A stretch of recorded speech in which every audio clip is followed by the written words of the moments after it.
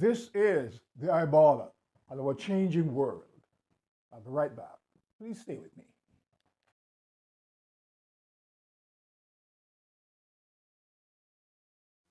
Now, I want to talk to you about a few things that has been on my mind for some time now, and for some time that I don't think. Uh, I believe there are quite a few people out there who are like-minded and they're thinking like me. I'm going to reference Jamaica right now, and some of the politicians there who they have United States green card, and some may even have dual citizenship. Now, a lot of these politicians will go to their various constituencies and tell the people that I'm seeking your vote, and I'll fix your roads, I'll put up basic schools, I'll fix your schools, and I'll do all these goodies if I get your vote. And it's deceitful in a lot of ways. Now, you cannot be an effective leader to your people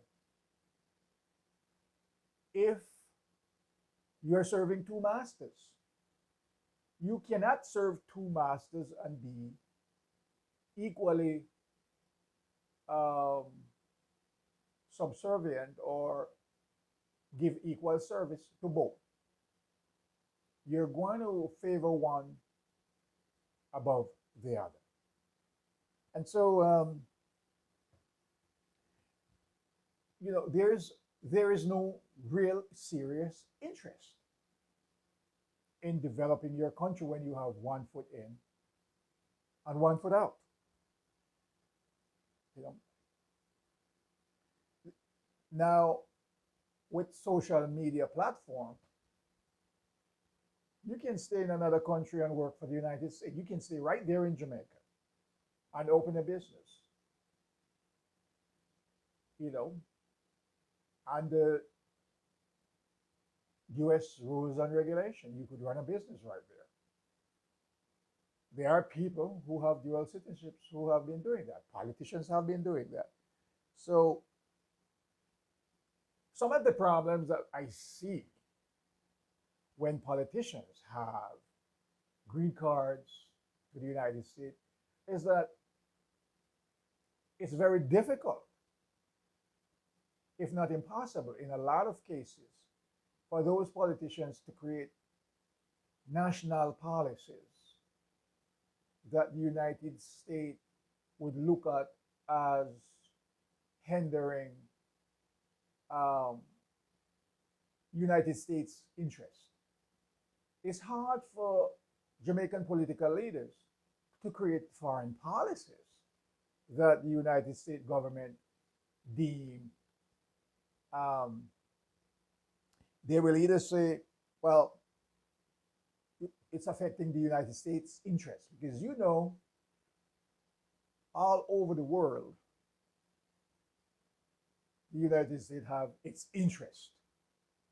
Now, they will even talk about it threatens the United States security if you're a local leader that create policies that they don't like. And the big one is human rights. Anything that, I mean, the US, they can create all kinds of atrocities, whether it's in Africa, the global south, Latin America. It's do as I say, but not as I do. But they use this human rights thing. So you can't, as a politician, and I'm sure from time to time, people will see in their countries where politicians will create some laws whereby the people look around and say, what the hell are you doing? This is not our culture. This is not how we as a people live. And yet the politicians without consulting their voters, they'll go right into action and do these things. And sometimes you wonder why they are doing it. And the simple reason is that their actions are controlled by the US government. Look at Jamaica's healthcare system, for example. I mean, it's not, I mean, it's in bad shape in a lot of areas. And part of the reason for that is that a lot of these local politicians have no genuine interest in building or improving the healthcare system. They just fly right over to Cuba. I mean, over Cuba, and they're right in Florida to see the United States doctors in the United States. So, so how are you going to really care deeply and passionately about building your own healthcare system when you don't even believe in it yourself? We see that happen time and time again with a lot of politicians. Now, do you know that if you are a Jamaican, and not necessarily Jamaicans, but I'm just, keeping the focus here. If you have 800,000 United States dollars invested in America, that alone qualifies you to get a green card. And sometimes you wonder, I mean, if you're a regular person and you want to migrate to the United States and you won't say you want to stay there permanently, you either have to marry an American citizen or someone with a green card. And a lot of these politicians, you will see that their relatives, their children are flying in and out, staying for an extended period, working also. And they are not married to US citizens. No, and you wonder. But sometimes some of the things that we are not aware of is that a lot of them have investment that have that kind of a value that permits them to get a green card. Now, once they have a green card, they can sponsor their children. You know, a lot of these politicians too, they don't even want their kids to be educated in the island. They send them away, Europe, America, to some of the finest schools. So that takes away the drive and the motivation to improve on yours. Because from the moment you don't believe in your own system, then what kind of impetus that is going to give you to develop your country? You know, we have, I mean, Jamaica has a few things going on. There we have some natural resource. You know, you have some bauxite there, tourism, reggae music. But that has been going on for a very long time. I mean, I believe that Jamaica could be doing a lot better. I mean, we could focus on, say, healthcare, for example. Jamaica could be a destination where people from all over the world can look at the country and say, you know, that country has some of the best hospitals, some of the best nurses, some of the best doctors in the world. And the cost is not as expensive as in the United States. So we are going to go to Jamaica. That area can be developed. You know. No. So no wonder a lot of those politicians, when they retire, where do you think they go? Florida. A lot of them have apartment buildings. This is nothing new.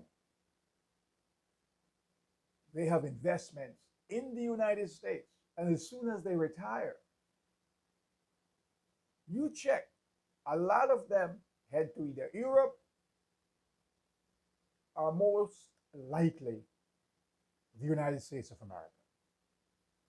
So it's time, I believe, that people should be asking serious questions. Before I vote for you, are you a green card holder? Are you a citizen of another country? Because that's where you will realize whether or not they have your interest at heart. So they have this fear that if they don't do what external forces want them to do, then they could lose their green cards. You see that green cards have a lot of benefits because when they retire in the United States, they have health care.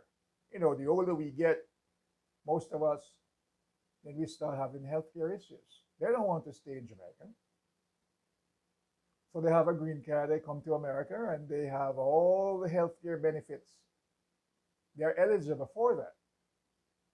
And particularly if they were working and they had a job, maybe staying in Jamaica working for the US government, they have a pension to collect also, Social Security benefits. So it's really, really high time, I think, that Jamaicans should be asking their politicians, are you 100% committed? Are you committed to other countries? This is the eyeballer on our changing world.